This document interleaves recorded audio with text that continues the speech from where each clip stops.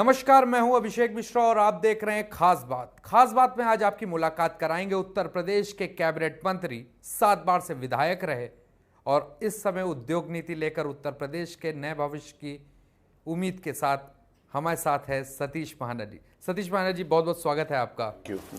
Sir, सबसे पहला सवाल, सतीश महाना जी का राजनीतिक सफर कैसे शुरू हुआ और कैसे वो 7 बार से विधायक रहे? मैं बालकाल से संघ का स्वयं सेवक था। बजरंग दल का संयोजक रहा राम जन्मभूमि आंदोलन में। सीधी तौर से मैं राजनीति में सक्रिय नहीं था। जिस समय जिस प्रकार संघ का स्वयंसेवक चुनाव में आता है और लग जाता, केवल मेरा उतना ही कार्य था। 1991 में संघ की योजना में निर्णय लिया गया कि मुझे राजनीतिक क्षेत्र में काम करना है। तो मुझे टेलीफोन आया कि आपने नामांकन कराना है। तो मेरे लिए बड़े आश्चर्य की बात थी कि मैंने नामांकन क्यों कराना है, क्योंकि मैं राजनीति में सीधा काम नहीं करता था। 1991 में पहली बार मैं राजनीतिक क्षेत्र में काम करना प्रारंभ किया और विधायक बनने के बाद, लोग विधायक होने के लिए राजनीतिक क्षेत्र में काम करते हैं, मैंने विधायक बनने के बाद राजनीतिक क्षेत्र में काम किया। मेरी कार्य पद्धति संघ के जो एक स्वयंसेवक की होते हैं कि चूल्हे चौके तक के संबंध, उसको मैंने मेंटेन किया। और जिन हमारे संघ के अधिकारियों के द्वारा मुझे ये जिम्मेवारी सौंपी गई थी, मुझे अपने से ज़्यादा उनके विश्वास के ऊपर काम खरा उतरना मेरे लिए प्राथमिकता थी। तो वो सफ़र शुरू हुआ सन 1991 से। 91, 93, 96, 2002, 2007, 2012, 2017, 7 बार से मेरे क्षेत्र की जनता ने कृपापूर्वक मुझे विधानसभा में भेजा। सर, आखिर क्या वजह थी? आप जनता, आप वहाँ पे ये भी कहा जाता है, हमने कवर भी किया था, आपकी छोटी छोटी दुकानदारों से बहुत अच्छी दोस्ती है। आपको वहाँ पर लोग, आप सड़क पे निकलते तो आपकी सबसे मतलब सोशल नेटवर्किंग के साथ साथ आपकी वहाँ पर जो सामाजिक छवि है वो बेहतर है। उसको बनाया कैसे, तालमेल कैसे बनाया? देखिए, व्यक्ति को ये समझना चाहिए कि you must be loyal to your appointing authority. तो जब अपने अपॉइंटिंग अथॉरिटी के प्रति लॉयल व्यक्ति होगा तब उसको जीवन में कोई कठिनाई नहीं होगी। तो मेरी अपॉइंटिंग अथॉरिटी 3 लोग हैं जिनकी वजह से मैं यहाँ पर हूँ। पहले नंबर पर पार्टी मुझे टिकट देती है, तब मुझे जनता के बीच में जाने का अवसर मिलता है। तो पार्टी के प्रति लॉयल्टी पहले नंबर पर। दूसरे नंबर पे मेरा कार्यकर्ता जो पार्टी और जनता के बीच में संवाद का काम करता है, पुल का काम करता है। तो दूसरी अपॉइंटिंग अथॉरिटी मेरे कार्यकर्ता है और तीसरी अपॉइंटिंग अथॉरिटी जनता होती है, जो वोट देकर आपको विधानसभा भेजती है। तो मेरे तीनों के प्रति लॉयल्टी बराबर से रहनी चाहिए, जो मेरी अपॉइंटिंग अथॉरिटी है। इसीलिए लोग मुझे बार बार विधानसभा में भेजते हैं, उनकी कृपा है। सर, अगर बात की जाए, आप रहे, आपको 2014 में ये माना जा रहा था कि आपका टिकट संभावित था। अगर आप चुनाव लड़ते तो ये भी माना जा रहा था कि आपका जीतना भी तय था। तो उस समय आपको टिकट ना मिलना, किस तरीके से आप उसको देखते हैं? क्योंकि आपके करीबियों का भी मानना है, आपकी वहाँ की जनता का भी मानना था कि सतीश महाना जी को संसद पहुँचाना है। नहीं, मैं 2009 में लोकसभा का चुनाव लड़ा था पार्टी की तरफ से। दुर्भाग्य से मैं 16,000 वोट से पीछे रह गया था। इस नाते से ये माना जा रहा था कि 2014 में मुझे टिकट मिलेगा। लेकिन जिस समय पार्टी की योजना के अनुसार आदरणीय श्री नरेंद्र मोदी जी ने बनारस लड़ने तय किया, तो स्वाभाविक है, देश के एक बहुत बड़े नेता जिनके प्रति हम सबका आदर और सम्मान है, आदरणीय डॉक्टर जोशी जी ने, उन्होंने कानपुर में चुनाव लड़ने का निर्णय किया। तो डॉक्टर जोशी का इतना बड़ा नाम था कि हम स्वाभाविक रूप से प्रसन्न थे कि एक बहुत बड़ा नेता कानपुर में आ रहा है। और उसके आने से ही हम कार्यकर्ता भाव से उस चुनाव में लगे। मन में किसी भी प्रकार का भाव नहीं आया कि हमारे को टिकट नहीं मिली, बल्कि इस बात की खुशी थी कि डॉक्टर जोशी कानपुर से चुनाव लड़ रहे हैं। सर, डॉक्टर जोशी चुनाव लड़ रहे थे आपके यहाँ। अगर बात की जाए तो बहुत लंबे समय तक श्री प्रकाश जायसवाल की अगर बात की जाए तो वो रहे। लेकिन कानपुर का आप विकास देखिए, कानपुर के विकास में चीज़ें आगे बढ़ती नहीं दिखाई दी, बल्कि कानपुर काफ़ी पीछे होता गया। एक समय वो कैपिटल माना जाता था फाइनेंस के नज़रिए से, कि वो आर्थिक राजनीति कही जाती थी उत्तर प्रदेश की, लेकिन वो काफ़ी पिछड़ती गई। उस दिशा में आपके भी सांसद रहे और उससे पहले कांग्रेस के सांसद रहे, आप विधायक भी रहे, उस दिशा में काफ़ी पिछड़। देखिए, किसी चीज़ को बनाना मुश्किल होता है, किसी चीज़ को बिगाड़ना बहुत आसान होता है। कानपुर मैनचेस्टर ऑफ ईस्ट कहा जाता था इंडस्ट्री के नाते से। दुर्भाग्य से वो Manchester of East graveyard हो गया इंडस्ट्रीज़ का। जो व्यक्ति दुनिया से चला जाता है उसके बारे में बातचीत करना बहुत ज़्यादा अच्छा नहीं होता, लेकिन हाँ, राजनीतिक जिम्मेवारियां जिनके ऊपर होती हैं उनकी चर्चा तो होनी ही चाहिए। कानपुर से कांग्रेस समर्थित कम्युनिस्ट के प्रत्याशी जो सांसद रहे 3 बार, श्री एस.एम. बनर्जी, उन्होंने जो लेबर आंदोलन को गलत दिशा में मोड़कर कानपुर की इंडस्ट्रीज़ को बर्बाद कर दिया और इंडस्ट्री सारी की सारी बंद हो गई। कांग्रेस की सरकारें रही प्रदेश में भी और केंद्र में भी, उनकी हालत ख़राब होती चली गई और उनकी तरफ किसी ने ध्यान नहीं दिया। जो लाल इमली अपना टूश और लोई के माध्यम से और स्वेट के माध्यम से जिन बच्चों की ड्रेस बनती थी तो लाल इमली कहा जाता था, 60 नंबर की लोई ली जाती थी तो विश्व भर के अंतर्गत लाल इमली का परचम था। उस लाल इमली को समाप्त कर दिया गया। BIC की ज़मीनों को बेचने का काम इन सब लोगों ने कर दिया। जब ज़मीनें बिक गई, मजदूर बेरोज़गार हो गया, इंडस्ट्री का अपग्रेडेशन नहीं हुआ टेक्नोलॉजी के हिसाब से, तो वो सारे के सारे डेड इंडस्ट्रीज़ हो गई, जिसके कारण कानपुर ने अपना स्वरूप खोया। उसके बाद कानपुर के सांसद रहे 3 बार आदरणीय श्री प्रकाश जी जायसवाल, भारत सरकार में मंत्री भी थे। उनसे बहुत उम्मीदें थी, लेकिन वो उम्मीदें भी शून्य की तरफ जाती हुई नज़र आई। अब इतनी ज़्यादा उसमें नेगेटिविटी हो गई, इतना ज़्यादा वो माहौल बिगड़ गया, इंडस्ट्रीज इतनी ज़्यादा ख़राब हो गई, उसका रिवाइवल कठिन था। भारत सरकार की कपड़ा मंत्रालय की मिलें हैं वो भी बंद हो गई। जो प्राइवेट इंडस्ट्रीज थे, चाहे वो जयपुरियास हों, वो कानपुर छोड़ के चले गए, सिंघानियास चले गए, रुइयास चले गए, स्वदेशी कॉटन मिल वाले चले गए, सारे के सारे लोग कानपुर छोड़कर जाने लगे, जिसके कारण कानपुर का ये मैं दुखद स्वरूप कहूँगा ये सामने आया। मैंने प्रयास किया है, माननीय कपड़ा मंत्री आदरणीय स्मृति ईरानी जी से मैंने बातचीत करी 1-2 बार, तो उन्होंने मुझे विश्वास दिलाया कि उसके रिवाइवल के लिए प्रयास करते हैं, लेकिन बहुत कठिन परिस्थितियों में हैं इस समय मिले, ऐसा मैं समझता हूँ। सर वहाँ की अगर बात कर रहे हैं, तमाम चीज़ें रिवाइवल की बात की आपने, जो पूरा उद्योग किस तरीके से ख़राब हुआ वो भी आपने बताया, लेकिन सर वहाँ पे गंगा की भी स्थिति सही नहीं है। आप वहाँ से 7 बार से विधायक भी रहे, आपकी पार्टी नमामि गंगे और तमाम प्रोजेक्ट्स पर काम भी कर रही है, स्वच्छ नदियों की बात करती है, नदियों को जोड़ने की बात करती है सर, लेकिन कानपुर की से जब आप गुजरिए तो अब लगता नहीं कि वहाँ गंगा बची है। कि नदियों का स्वरूप पूरे देश में ही बिगड़ता चला गया। हाँ, हमने उसकी चर्चा नहीं करनी चाहिए, क्योंकि जो जिम्मेवारी हमारी है, हमारे को उसकी तरफ ध्यान देना चाहिए। गंगा नदी की पवित्रता के साथ खिलवाड़ किया गया। जो इंडस्ट्रीज गंगा के किनारे आ गई, विशेष रूप से टैनरी उद्योग, वो जो पहले टैनरी उद्योग वेजिटेबल उद्योग के आधार के ऊपर आधारित था, उसमें हर्रा लगता था, चील लगती थी, तो वो पानी फर्टिलाइजेशन के लिए भी होता था, वो उसको इस्तेमाल किया जाता था पीछे खेतों में छोड़कर। लेकिन कालांतर में वो वेजिटेबल उद्योग उससे इंडस्ट्री से हट के जो उसका टैनिंग का प्रोसेस होता था वो क्रोम के ऊपर आधारित होगी। क्रोम एक ऐसा केमिकल होता है जो बहुत ही खतरनाक होता है, जहाँ जिस खेत में जाएगा उस खेत को समाप्त कर देगा। क्रोम का पानी जाने की वजह से वहाँ के स्थानीय लोगों को कठिनाई होने लगी। जिस समय मैं पिछली बार मंत्री था तो मैंने वहाँ पर एक कॉमन ट्रीटमेंट प्लांट लगाया था, सीवेज ट्रीटमेंट प्लांट। उसमें इंडस्ट्री से संबंधित भी 36 MLD का लगाया था, लेकिन सरकार जाने के बाद फिर उसकी चिंता नहीं, और 15 साल से उसको कोई देखने वाला नहीं था।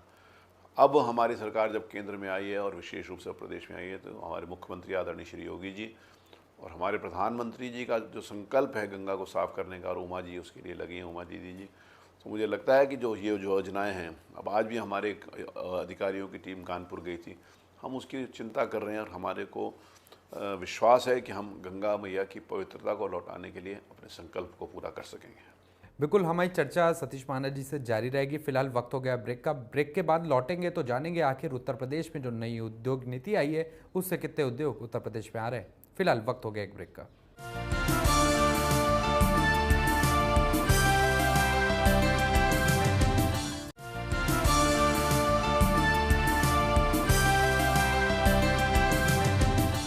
स्वागत है एक बार फिर आपका।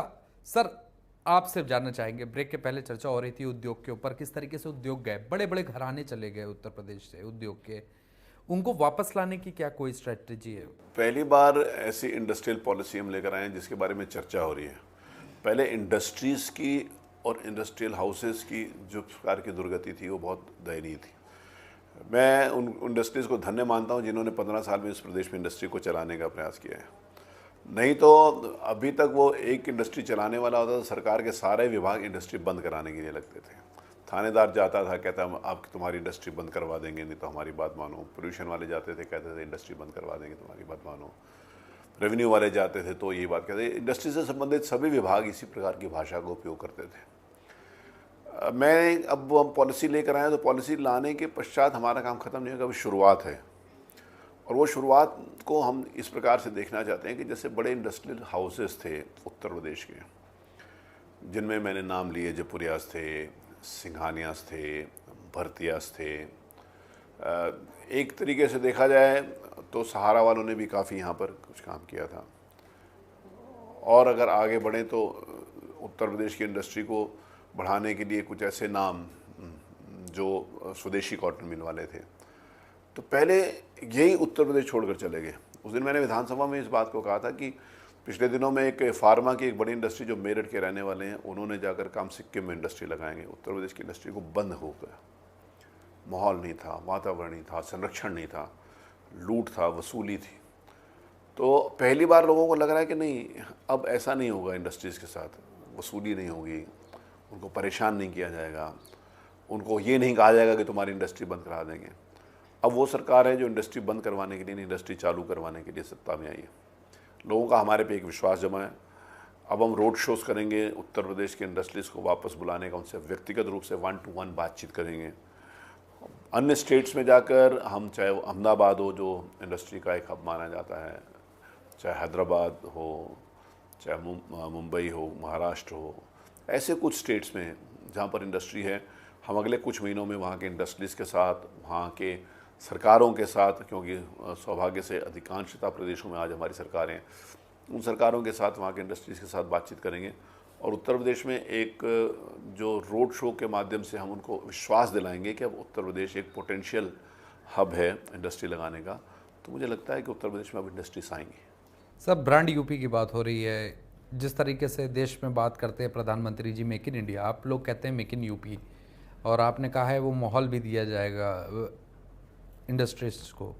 सर लेकिन सवाल है, आपने जो बातें कही कि इंडस्ट्रीज के लिए सुरक्षा और तमाम चीज़ों की सुविधा मुहैया कराई जाएगी, 24 घंटे बिजली दी जाएगी, इन दोनों चीज़ों में से भी मौजूदा समय में कुछ भी नहीं मिल रहा। नहीं, ऐसा नहीं है। देखिए, दुर्भाग्य से जो कुछ अब घटनाएं हुई हैं उसके ऊपर सरकार और विशेष रूप से हमारे मुख्यमंत्री बहुत सख्त हैं।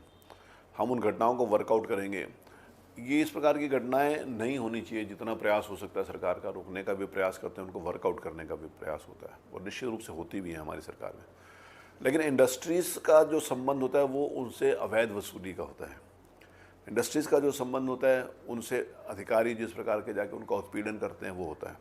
इंडस्ट्रीज़ का जो संबंध होता है, कहते हैं हम इंडस्ट्री लगाने आना चाहते हैं, तो आपके पास हमारे को एक 10 जगह 20 जगह दौड़ना पड़ता है, हर विभाग में चक्कर काटने पड़ते हैं, तभी हमारे को क्लियरेंसेस नहीं मिलते। तो इंडस्ट्री का जो कंसर्न है, अब इंडस्ट्रीज़ को हम 100% इस बात का विश्वास दिलाते हैं कि उनसे वसूली करने की हिम्मत और ताकत कोई भी नहीं कर सकता। कोई भी का मतलब कोई भी हो, उसमें कोई भी का नाम ले तो कुछ लोग उसको बुरा मानना शुरू हो जाते हैं कि कोई भी में साहब हमारे को कह रहे हैं। तो जिसके चोर की दाढ़ी में तिनका होता है वो अपना नाम लेकर अपने आप आगे आ जाता है, जैसे पिछले कुछ दिन पहले विधानसभा में हम लोगों ने देखा है। तो हम उनको एक, जैसे आपने बोला कि ऐसा नहीं है, मैं ऐसा आपकी बात से असहमत हूँ कि ऐसा नहीं है। लोगों को मन में विश्वास है कि उत्तर प्रदेश में वसूली नहीं होगी। बिजली की व्यवस्था हमने कहा हुआ है कि हम इंडस्ट्रीज़ को 24/7 अनइंटरप्टेड बिजली देंगे। हाँ, इधर कुछ एक आधे यूनिट्स को बंद होने की वजह से थोड़ी सी इधर समस्या है, नहीं तो हमारी सरकार आने के बाद जितनी बिजली का सब अच्छा हुआ है। 20 जिलों में प्रभावित है बिजली इस समय आपको मालूम है कि क्यों प्रभावित है। 20 जिले में से अगर 70 में से 20 जिले हैं, 50 जिलों में फिर भी बत्ती दे रहे हैं। वो एक आधी यूनिट डाउन होने की वजह से हुई है, वो जल्दी एक आध दिन में ठीक हो जाएगी। और बिजली अब टेक्निकल फॉल्ट्स हैं, क्योंकि पुराना सिस्टम है, जर्जर व्यवस्था है, पुरानी लाइंस हैं, पुराने ट्रांसफार्मर्स हैं। एक दिन ट्रांसफार्मर लगाओ, सवेरे लगाओ, शाम को फूक जाता था। तो उस पूरे इंफ्रास्ट्रक्चर को भी ठीक करना ना। बिजली उपलब्धता एक बात है, बिजली का डिस्ट्रीब्यूशन एक बात है। पहले बिजली की प्रोडक्शन हो, फिर ट्रांसमिशन हो, फिर डिस्ट्रीब्यूशन हो, तो तीनों चरणों को हमारे को सुधारने की ज़रूरत है। बिजली हमारे पास उपलब्ध है उपभोक्ता को देने के लिए। हाँ, ट्रांसमिशन में और उसमें डिस्ट्रीब्यूशन में किसी प्रकार की थोड़ी सी टेक्निकल फॉल्ट आती है तो उसके कारण थोड़ी कठिनाई है, लेकिन परमानेंट नहीं है, हम उसको ठीक कर लेंगे। सर आपने कहा कि जिस तरीके से पहले उत्पीड़न होता था, तमाम थानेदार पहुंच जाते थे, अगर पर्यावरण वाले पोल्यूशन बोर्ड के लोग पहुंच जाते, तमाम चीज़ें, इंस्पेक्टर राज खत्म करने की बात आप कर रहे हैं, क्या ये खत्म हो सकता है? या इसके लिए आप कोई अलग से पैरेलल कुछ शुरू कर रहे हैं, डिजिटलाइज्ड कर रहे हैं या क्या कर रहे देखिए, उसमें हम सिंगल विंडो सिस्टम एक पहले नाम का था। अब माननीय मुख्यमंत्री कार्यालय में हम एक पोर्टल डेवलप करने जा रहे हैं। हमने इस बजट में उसमें 10 करोड़ रुपए की व्यवस्था की। इंटरनेशनल लेवल का ये पोर्टल है। वहीं से पूरी की पूरी जो भी इंडस्ट्रीज से संबंधित समस्याएं हैं, जो भी विभाग हैं, अगर किसी इंडस्ट्रीज ने अपनी इंडस्ट्री लगाने के लिए कुछ एनओसी चाहिए, तो हम उसी पोर्टल के माध्यम से, जहाँ पर सिंगल कॉमन एप्लीकेशन फॉर्म दिया जाएगा, वहीं से सारे विभागों को जाएगा कि इन्होंने ये अप्लाई किया, इसमें क्लियरेंस चाहिए, और उसमें हमने टाइम लिमिट फिक्स करी है। और जनहित गारंटी अधिनियम के अंतर्गत हम उनको पनिश भी करेंगे अगर कोई आदमी समस्या को एनओसी देने में आनाकानी करेगा। अगर एनओसी उसने नहीं दी तो स्पेसिफिक रीजंस के साथ, जो जेन्युइन हो, उसके साथ वो बताएगा, और वो हम उस इंडस्ट्रीज को कहेंगे इसको रेक्टिफाई करें। हमने उसकी समय सीमा तय करी है।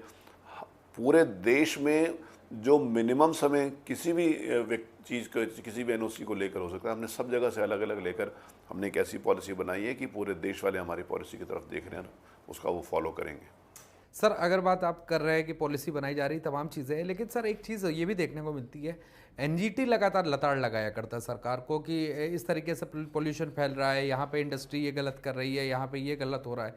आप एक तरफ उनको जहाँ आप प्रोत्साहन दे रहे हैं, आप संरक्षण दे रहे हैं, लेकिन इस चीज़ को लेकर कहीं मॉनिटरिंग करेंगे? क्योंकि इंडस्ट्रीज से आपने जैसे बताया क्रोम डेवलप हुआ, तमाम चीज़ें हुई, पॉल्यूशन तो बढ़ रहा है सर, उसको भी कंट्रोल, क्योंकि ओडीएफ और स्वच्छता भी आप ही के मिशन में। ओडीएफ का संबंध में गंगा नदी के किनारे तो हमने अधिकांशतः जिले ओडीएफ कर दिए हैं।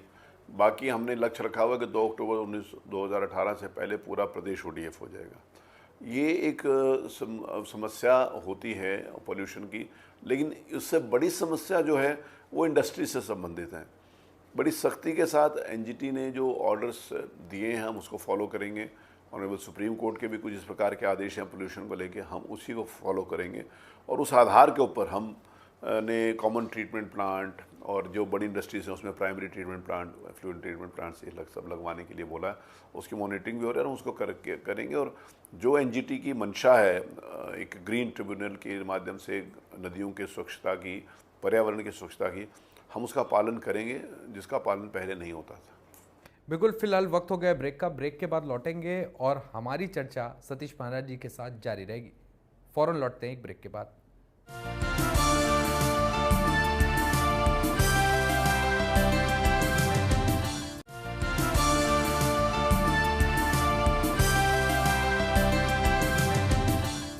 स्वागत है एक बार फिर आपका। हमारे साथ हैं सतीश महाना जी। उद्योग पर चर्चा हो रही है। उद्योग उत्तर प्रदेश में पहली बार आए। सर, उद्योग नीति की बात की जाए, नीति तो पहले थी नहीं, उद्योग भी जो थे वो गायब हो गए। उद्योग नीति बनाने के पीछे सतीश महाना ने 100 दिन में बड़ा काम किया। सतीश महाना जी, क्या दिन रात जागे, किस तरीके से आपने ये पॉलिसी बनाई, और कंपैरेटिव स्टडी के लिए किन किन प्रदेश में आपने टीमें भेजी? देखिए, हमने टीमें अभी किसी कंपैरेटिव स्टडी के लिए नहीं भेजी, क्योंकि हर चीज़ आज इंटरनेट पर अवेलेबल है। हमने विभिन्न प्रदेशों के अधिकारियों के साथ बातचीत करी है।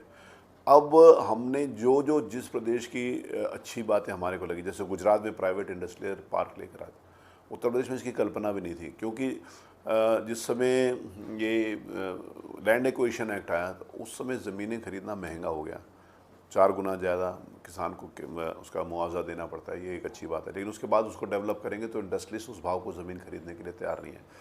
तो हमने ये कहा कि प्राइवेट इंडस्ट्रियल पार्क भी अगर कोई लेकर आता है तो हम उसको भी इंसेंटिव्स देंगे, हम उसके स्टैम्प रजिस्ट्रेशन की हम उसकी फ़ीस पूरी माफ़ कर दें, पूरी रिम्बर्स कर देंगे।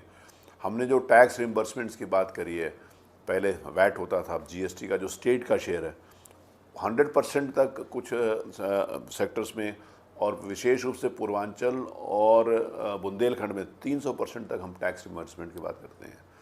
तो इसमें हमने बहुत मेहनत करी है। लेकिन मैंने आपको बोला कि इंडस्ट्री सिर्फ पॉलिसी लाने से हमने बहुत मेहनत करी। हमारे एक मंत्रियों का समूह बना था, आदरणीय दिनेश शर्मा जी उसके अध्यक्ष थे, और उसमें बिजली के मंत्री थे, क्योंकि इंडस्ट्री सभी विभागों से संबंधित होती है। माननीय वित्त मंत्री थे, स्टैम्प रजिस्ट्रेशन मंत्री थे, उद्योग मंत्री के नाते से मैं उसमें था। तो हम लोगों ने बड़े ब्रेनस्टॉर्मिंग सेशंस किए हैं। हमने इंडस्ट्रियल एसोसिएशन के साथ, चाहे वो CII वाले हों, चाहे IIA वाले हों, चाहे उसमें PPHD कॉमर्स वाले हों, हम लोगों ने सब लोगों को बुलाकर 3, 4, 5 बार इन लोगों से भी बातचीत करी। हमने अधिकारियों को और इंडस्ट्रीज़ को आमने सामने बिठाकर उनकी जो समस्याएं उसके ऊपर चर्चा भी करवाई। पहली बार इंडस्ट्रीज़ को लगा कि उनकी कोई बात सुनने वाला है। मेरे पास एक इंडस्ट्रियलिस्ट आया, उन्होंने कहा मैंने इंडस्ट्री लगानी है। तो मैंने कहा ठीक है, हम आपसे बातचीत करेंगे। तो मैंने अपने प्रमुख सचिव को बोला कि वो फलां व्यक्ति इंडस्ट्री लगाने आए थे, तो अच्छा होगा यदि आप उनसे बात कर लें। तो मुझे इस बात को कहते हुए खुशी होती है कि हमारे प्रमुख सचिव ने उनको फ़ोन करके बुलाया कि आप आइए, हमसे डिस्कस करना चाहते हैं। पहले एक विभाग के आरएम से मिलना मुश्किल हो जाता था, उससे बातचीत नहीं हो पाती थी। और इस बदली हुई परिस्थितियों में यदि मैं सबसे मिल सकता हूँ, हमारे प्रमुख सचिव फ़ोन पर बुलाकर उनसे बातचीत करते हैं, तो एक विश्वास डेवलप होता है। हमने यूपीएसआईडीसी, जो एक बहुत बदनाम सा डिपार्टमेंट हमारे पास था, अभी पिछले दिनों हमने पोर्टल लॉन्च किया। हमने कहा कि सारे इंडस्ट्रियल प्लॉट्स हमने उसमें डालें। अब किसी को प्लॉट लेने के लिए, इंडस्ट्रियल प्लॉट लेने के लिए यूपीएसआईडीसी जाने की आवश्यकता नहीं है। तो हमारे पोर्टल पे जाएगा, अपने पसंद का प्लॉट, जो इंडस्ट्रियल प्लॉट है वो तय करेगा, उसको क्लिक करेगा, उसकी जो शर्तें हैं यदि उसको पूरा करता है तो उसी के ऊपर वो पेमेंट कर देगा। पिछले सैटरडे को हमने इनको लॉन्च किया था, आज फ्राइडे है, एक हफ़्ता पूरा नहीं हुआ और हमारे पास कम से कम 50 करोड़ से ज़्यादा का लैंड का हमारे पास ऑफ़र आ चुका है और लोगों ने पैसा उसका जमा कराया है। सर, आप रोड शो भी करने की बात कर रहे हैं, आप बता रहे हैं माकूल जगह भी होगी और नीति भी आ चुकी है, आप लोग इजीली अवेलेबल भी हैं इंडस्ट्रियलिस्ट के लिए और जो लोग बिजनेस करना चाहते हैं। सर, एक सवाल है, आप लोग बताते हैं कि जिस तरीके से सूक्ष्म लघु उद्योग है, तमाम लोग हैं जो एंटरप्रेन्योर्स है वो आगे आए, उनको पैसा भी सरकार देगी, सब्सिडी भी देगी। सर, लेकिन अगर हम वहाँ पे ऑफिस में जाएंगे तो ड्रीम और डिज़ायर नहीं दिखता किसी भी युवा में जाकर पता करने का, लेकिन बाहर बेरोजगारी का आलम ज़्यादा है। क्या उन लोगों को भी अवेयर करेंगे कि ये अवेयर करने की बात है। ये जैसे मैं कल कुछ लेदर इंडस्ट्रीज़ के पास गया था, यहाँ पर उन्होंने स्किल इंडिया डेवलपमेंट के द्वारा अपने को स्किल ट्रेनिंग सेंटर यहाँ पर उन्नाव में खोला था। तो मैं उनके पास गया था, तो मैंने उनसे पूछा, अपने मेरे साथ जो उनके अध्यक्ष थे मेरे पास बैठे हुए थे, मैंने उनको बोला कि आपने इंडस्ट्रियल पॉलिसी देखी है? उन्होंने कहा हाँ मैंने देखी है। तो मैंने उनसे पूछा आपने क्या देखा उसमें? तो उनके पास जवाब नहीं था। मैंने फिर बोला, इंडस्ट्रीज से पूछा, जो अच्छे इंडस्ट्रीज थे, मैंने उनसे पूछा आपने हमारी इंडस्ट्रियल पॉलिसी नहीं देखी? अब उसको देखो, जागरूक करने की ज़रूरत है। मैं नौजवानों के बीच में जब जाता हूं तो उनको कहता हूं, जिस समय प्रधानमंत्री कौशल विकास योजना की बात होती है, मैं एक जगह सर्टिफिकेट बांटने के लिए गया, मैंने वहाँ पर पूछा कि आप लोगों में से कितने लोग कौशल विकास योजना के बारे में जानते हैं? सर्टिफिकेट लेने वाले बच्चों को भी नहीं मालूम था कि प्रधानमंत्री कौशल विकास योजना क्या होती है। तो मैंने उनसे अपील करी, एक मार्मिक अपील करी। मैंने कहा आजकल के ज़माने में अधिकांशतः बच्चों के पास स्मार्टफोन है। मैंने कहा फ़ोन चार्ज भी करते होगे, वो व्हाट्सएप भी करते होगे, फेसबुक भी करते होगे, अपनी पसंद की पिक्चर्स भी देखते होगे, लेकिन कभी अपने भविष्य के लिए उसमें ढूंढने का प्रयास किया क्या? तो मुझे बहुत अफसोस हुआ कि उसमें अधिकांशतः बच्चों ने अपना भविष्य अपने उस पर नहीं देखा, जिसको सारा दिन साथ में रखते हैं। ये एक इच्छा शक्ति होनी चाहिए नौजवानों में, उसको हम उसको प्रमोट करने की बात करेंगे। मैंने बोला कि अगली बार मैं मीटिंग करूंगा तो 2 चीज़ों के बारे में आपसे पूछूंगा कि आपने अपने भविष्य के लिए इसमें क्या देखा, चाहे प्रधानमंत्री कौशल विकास योजना के बारे में हो या विभिन्न अन्य स्कीमें हों जो भारत सरकार ने लॉन्च किया है, स्टेट गवर्नमेंट के द्वारा पहले दी जाती थी। मैंने कहा 2 चीज़ों को पढ़ना, एक अपना भविष्य देखना, एक स्वामी विवेकानंद को पढ़ना। 2 चीज़ें पढ़ लोगे तो जीवन में कोई कठिनाई नहीं होगी। सर, ये चीज़ बिल्कुल स्वाभाविक है कि लोग अगर आगे बढ़ेंगे तो ज़रूर कुछ ना कुछ मिलेगा। आप लोगों के यहाँ जो देखा जा रहा है उत्तर प्रदेश में, अब बदलाव बिल्कुल गुजरात की तरह होने की कोशिश है, हर चीज़ गुजरात से इंस्पायर्ड हो रही है। क्या सर गुजरात ही आप लोगों का रोल मॉडल है? ये कोई भी चीज़ अच्छी होगी वो हमारा रोल मॉडल होगा ही होगा। आज गुजरात से निकले हुए जो चीफ मिनिस्टर थे, आज देश के प्रधानमंत्री हैं, पूरा विश्व आज उनकी तरफ देख रहा है। तो हमारे लिए भी सौभाग्य की बात है, अगर गुजरात से हम बहुत सारी अच्छी चीज़ें ले सकते हैं तो इसमें कोई शंका नहीं होनी चाहिए, हम लेंगे। लेकिन साथ ही साथ मैंने आपको बताया कि इंडस्ट्रियल पॉलिसी के लिए हम महाराष्ट्र में हो, चाहे क्योंकि हैदराबाद पहले आंध्र प्रदेश एक होता था, अब तेलंगाना हो गया, आंध्रा हो गया, वहाँ भी जाके बात करेंगे। हम इंडस्ट्रियलिस्ट के हब में जाकर इंडस्ट्रीज़ को वहाँ से खींच कर लाएंगे, ऐसा मैं सोचता हूँ। सर, एक सवाल है, आप जिस तरीके से बता रहे हैं, आपने यहाँ पे स्टेट में देखा, आप खुद बहुत ज़्यादा यात्राएं की हैं, आपने पूरा देश घूमे, कई अलग अलग देश गए हैं। सर, वहाँ पे आप जाते थे तो आपका ऑब्जर्वेशन क्या होता था? सिर्फ घूमना, साइट सीइंग करना, या आप कुछ देखते थे? मैंने ना पार्लियामेंट्री स्टडीज़ के लिए मैं बहुत सारे देश में गया हूँ और देश में विभिन्न देशों में जाने के बाद मैं वहाँ के कल्चर के बारे में बातचीत करना है। अब जैसे मैं यूरोप गया, यूरोप के बहुत सारे कंट्रीज़ गया, मैं लगभग विश्व के लगभग 30-40 देश घुमा हूँ। मैं यूके गया तो मैं यूके सिर्फ लंदन मेरा डेस्टिनेशन नहीं होता, यूके के इंटीरियर्स में जाकर मेरा डेस्टिनेशन होता है। वहाँ के लोग कैसे रहते हैं, वो क्या सोचते हैं, क्या काम करते हैं, उनकी सोच क्या है, उनका जीवन कैसे चलता है, इसके ऊपर मैंने स्टडीज़ करी हैं। साथ में विशेष रूप से पार्लियामेंट्री स्टडीज़ के लिए मैं कई देश में घूमा हूँ, क्योंकि कॉमनवेल्थ पार्लियामेंट्री एसोसिएशन का मैं मेंबर था। आदरणीय केसीनाथ त्रिपाठी जी यहाँ पे स्पीकर थे, उनके साथ भी कई बार जाने का अवसर मिला। लगभग 15-20 देश उनके साथ घूमे होंगे, 15-20 देश अलग से घूमे होंगे। लेकिन अब मेरे को एक वो कहते हैं कि शौक़ है कि मैं वहाँ पर जाकर वहाँ के कल्चर के बारे में, वहाँ के लिविंग के बारे में, वहाँ के रोज़गार के बारे में, वहाँ के इंडस्ट्री के बारे में, वहाँ के जीवनचर्या के बारे में पढ़ूँ। तो ये मेरा शौक़ है। और मुझे अपने काम में से कुछ समय निकाल कर अगर मैं लेजर के लिए भी जाता हूँ तो उस लेजर में भी मैं पढ़ने की कोशिश करता हूँ और पढ़ाई में भी लेजर ढूंढता हूँ, दोनों बातें। सर एक आखिरी सवाल, जब आप बाहर जाते हैं तब में और अब में, क्योंकि आप 2014 के पहले भी बाहर जाते रहे होंगे, तब में और अब में क्या परिवर्तन आए, देश के प्रति छवि कितनी बदली? देखिए, मैं बहुत पहले से बाहर जाता हूँ। 90s के दशक में, जब 90s के दशक में जब हम जाते थे तो विश्व में हमारी पूछ नहीं होती थी। सौभाग्य से 1998 के बाद जिस समय पोखरण बम विस्फोट आदरणीय श्री अटल बिहारी वाजपेयी जी ने इस देश में किया, तो विश्व में हमारी पहचान बननी शुरू हुई कि हिंदुस्तान जैसा कोई देश है। हमारी भी इज्जत होनी शुरू हुई कि इंडिया से आए हैं। और अभी भी जब मैं गया हूँ, इन 2-3 सालों में मैं विदेश गया हूँ, तो मुझे देखकर अच्छा लगा कि वहाँ पर आम आदमी पूछता है कि who is Modi, what is Modi doing. मतलब विश्व भर के अंतर्गत हमारे प्रधानमंत्री की जनमानस के बीच में पहचान हो। पहले हमारे प्रधानमंत्री की शायद उनके ब्यूरोक्रेट्स और सरकारी दफ्तरों में भी पहचान नहीं होती होगी। ये एक दुखद बात है, इसको कोई मैं गर्व के साथ नहीं कहना चाहता। देश की पहचान देश के नाते से होनी चाहिए। लेकिन आज हमारे प्रधानमंत्री का जो व्यक्तित्व है, उस नाते से, अभी मैं स्विट्ज़रलैंड गया था अभी थोड़े दिन पहले, तो वहाँ पर मैं एक जगह बैठा था, एक दुकान पे था, तो उसने कहा from where do you come, तो मैंने कहा फ्रॉम इंडिया। उसने कहा अच्छा मोदी इज़ देयर, तो मैंने कहा यस मोदी इज़ देयर। तो मतलब आम आदमी को विश्व भर में श्रीमान मोदी जी के बारे में जानकारी करने की एक उत्सुकता है। ये हमारे लिए गर्व की बात है। जैसे मोदी जी कहते हैं ना कि वो 125 करोड़ जनता के लिए बात करते हैं, वो 125 करोड़ जनता के लिए बात करते हैं और 125 करोड़ जनता भी उनके लिए खड़ी होती है, क्योंकि उनके नाम से हमारा सिर गर्व के साथ ऊपर उठता है। यह हमारे लिए सौभाग्य की बात है। बिल्कुल। तो आज हमारी चर्चा थी सतीश पाना जी से, जिनसे हम लोगों ने जाना कि देश और विदेश में इस देश की ख्याति बढ़ती जा रही है। और अब उत्तर प्रदेश की बारी है। उत्तर प्रदेश भी उद्योग नीति लाया है, ज़्यादा से ज़्यादा लोगों को यहाँ पर लाकर एक नए विकास की ओर उत्तर प्रदेश जाने की तैयारी है। आप भी आइए, यहाँ इंडस्ट्री लगाइए। सतीश पाना जी का कहना है आप आएंगे तो ये प्रदेश उत्तम प्रदेश बनेगा। फिलहाल के लिए दीजिए हमें इजाज़त। अगली बार आपकी मुलाकात कराएंगे एक और नई शख्सियत के साथ। तब तक के लिए हमें और हमारी टीम के लिए